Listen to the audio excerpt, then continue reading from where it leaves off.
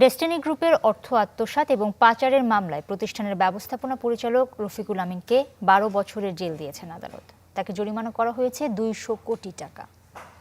ডেস্টিনির chairman সাবেক সেনাপ্রধান হারুনুর রশিদকে ৪ বছরের জেল এবং বাকি আসামিদের দেয়া হয়েছে বিভিন্ন মেয়াদের সাজা।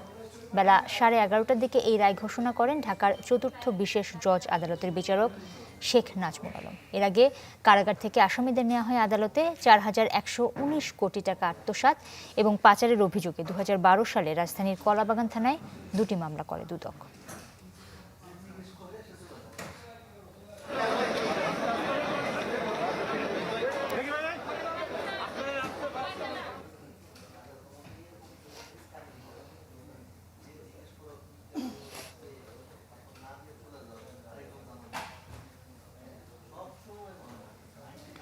ঢাকা মহানগর দায়রা জজ আদালত থেকে এই মুহূর্তে আমাদের সাথে যুক্ত হচ্ছেন আশিকিন প্রিন্স। অর্থ আত্মসাতের মামলায় বিভিন্ন মেয়াদে সাজা দেওয়া হয়েছে আসামিদের, আইনজীবীদের বক্তব্য কি নিয়ে? নুসরাত, কিছুক্ষণ আগে রায় প্রদান করাটি শেষ হয়েছে এবং এখন আসামিরা রয়েছেন এজলাসে। তবে এখন পর্যন্ত কোনো আসামির আইনজীবী অর্থাৎ রাষ্ট্রপক্ষ এবং আসামি পক্ষের আইনজীবী কেউ কিন্তু নিচে নামেনি, ফলে আমরা কিন্তু তাদের প্রতিক্রিয়া এখনো নিতে পারিনি। তবে আপনাকে জানিয়ে রাখি যে এই যে অর্থ পাচার মামলা, এই অর্থ পাচার মামলায় আসামি ছিলেন ৪৬ জন এবং ৪৬ জনের প্রত্যেককে কিন্তু বিভিন্ন মেয়াদে সাজা দেওয়া হয়েছে এবং রাষ্ট্রপক্ষ যে মামলাটি প্রমাণ করতে সক্ষম হয়েছেন সেটি কিন্তু আদালত তার রায়ে উল্লেখ করেছেন। এবং আপনাকে জানিয়ে রাখি যে ৪৬ জন আসামির মধ্যে ৭ জন আসামি আজকে কারাগারে আদালতে উপস্থিত ছিলেন এবং বাকি যে ৩৯ জন তারা কিন্তু শুরু থেকেই পলাতক রয়েছেন।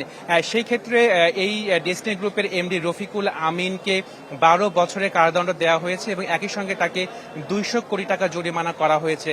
এছাড়া ডেস্টিনি গ্রুপের চেয়ারম্যান ছিলেন হারুনুর রশিদ, যিনি একই সঙ্গে সেনাপ্রধান ছিলেন এবং মুক্তিযুদ্ধে বিশেষ অবদানের জন্য সরকার তাকে বীর প্রতীক উপাধি দিয়েছিল।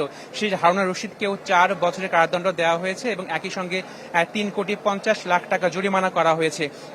এই সাজা দেওয়ার ক্ষেত্রে আদালত কিন্তু বিবেচনা করেছেন যে তিনি সেনাপ্রধান ছিলেন এবং একই সঙ্গে মুক্তিযুদ্ধের বিশেষ অবদানের জন্য তাকে বীর প্রতীক উপাধি দেওয়া হয়েছিল। সেই বিবেচনায় তাকে সাজা কমিয়ে ৪ বছর দণ্ড দেওয়া হয়েছে এবং একই সঙ্গে ডেস্টিনি মাল্টিপারপাস কোঅপারেটিভ সোসাইটির যে চেয়ারম্যান মোহাম্মদ হোসেন, তাকেও সাজা দেওয়া হয়েছে এবং তাকে দেওয়া হয়েছে ১০ বছরের কারাদণ্ড এবং একই সঙ্গে ১ কোটি টাকা জরিমানা করা হয়েছে।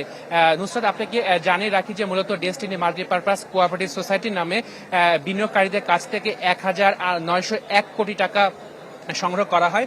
পরবর্তীতে এই ডেস্টিনি গ্রুপের এমডি সহ ঊর্ধ্বতন কর্মকর্তারা দুদকের পক্ষ থেকে অভিযোগ করা হয় ১,৮৬১ কোটি টাকা আত্মসাৎ করে বিদেশে পাচার করেন। মূলত এই মামলাতে আজকে রায়টি প্রদান করা হলো এবং আপনাকে জানিয়ে রাখি যে ডেস্টিনি গ্রুপের এমডি রফিকুল আলম তিনি কিন্তু ১০ বছর ধরে কারাগারে আছেন। নুসরাত প্রিন্স, অনেক ধন্যবাদ আপনাকে। দর্শক, ঢাকা মহানগর দায়রা জজ আদালত থেকে যুক্ত হয়েছিলেন আশিকিন প্রিন্স।